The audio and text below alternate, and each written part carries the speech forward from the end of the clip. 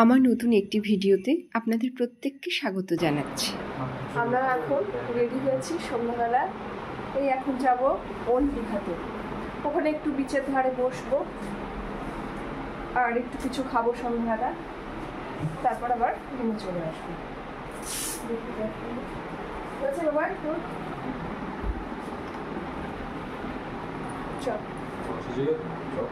না আছে না।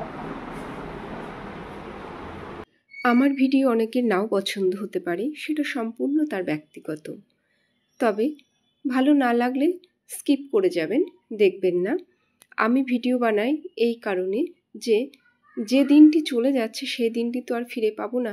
তার কিছু কিছু মুহূর্ত যদি আমি এভাবে তুলে রাখি, যাতে দীর্ঘদিন পরেও এই বইয়ের পেজের মতো আমি পাতা উল্টাতে উল্টাতে আমাদের কিছু কিছু মুহূর্তগুলো যেগুলো একসঙ্গে কাটিয়েছি আমরা সেগুলো দেখতে পাই।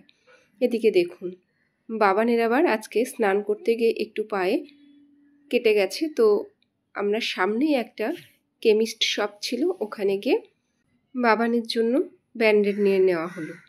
তো ওর বাবার ইচ্ছা ছিল নিউ দীঘাতেই আমরা একটু বসে থাকবো সমুদ্রের ধারে, তবে বাবানের বায়নাতেই আমাদের যেতে হলো। তবে যা ভিড়, কোথায় যে বসবো সেটাই এখন দেখার বিষয়।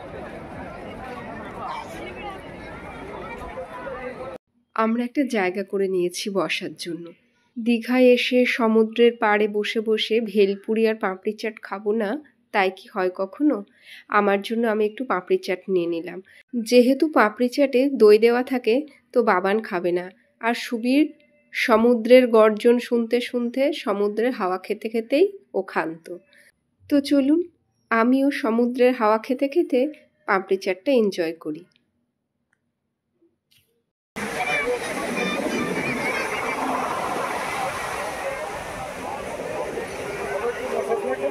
তবে জানেন, নিরিবিলি হলেই বেশ ভালো লাগতো।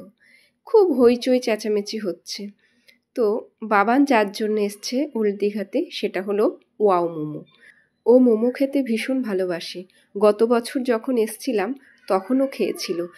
তো বাড়ি থেকে বলেই এসেছিল, মা এবার দীঘায় গেলে কিন্তু আবার ওখানে গিয়ে ওয়াও মোমো খাবো। রানাঘাটে ওয়াও মোমো খেয়েছি, কিন্তু টেস্ট কিন্তু দীঘার মতো নয়, এটা বলতে হবে।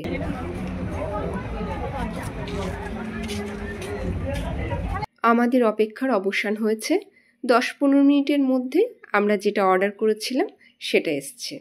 আমার জন্য অর্ডার করেছিলাম হিমালয়ান স্টিম মোমো, আর বাবান অর্ডার করেছিল চিকেন মশলা ফ্রাইড মোমো আর একটা থামস আপ। আমিও যেমন এই একটা দুটো দিন বেশ এনজয় করছি, বাবানও কিন্তু সেটা করছে। অ্যাকচুয়ালি পড়াশোনা করতে করতেও তো সবসময় ভালো লাগে না।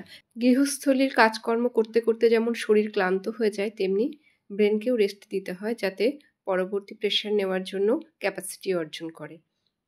আর খানিকক্ষণ গিয়ে সমুদ্রের ধারে বসবো, তারপর আবার রুমে ফিরে যাব। দেখুন এখন বেশ অনেকটাই ফাঁকা হয়ে এসছে। ভিডিওটি তাহলে এখানেই এন্ড করলাম। ভালো থাকবেন প্রত্যেকে।